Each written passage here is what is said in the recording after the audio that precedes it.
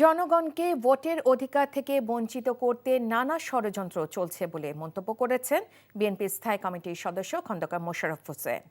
রাজধানী দিলকুশায় একটি হোটেল যুবদল, স্বেচ্ছাসেবক দল ও ছাত্র দলের ইফতার মাহফিলে অনুষ্ঠান শেষে একথা বলেন তিনি।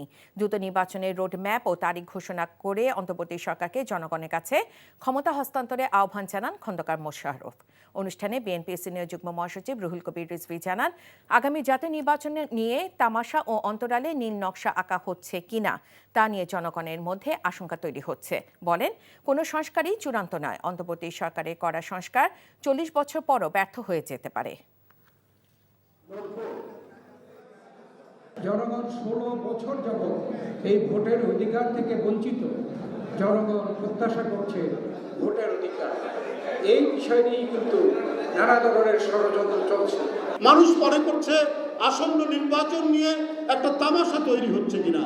এইটা আজকে 16 বছর ধরে যে ভোটাররা সেই ভোটারদেরকে বঞ্চিত করার আবার কোনো নীল নকশা হচ্ছে কিনা, এই ধরনের শঙ্কা, এই ধরনের আশঙ্কা মানুষের মধ্যে তৈরি হচ্ছে।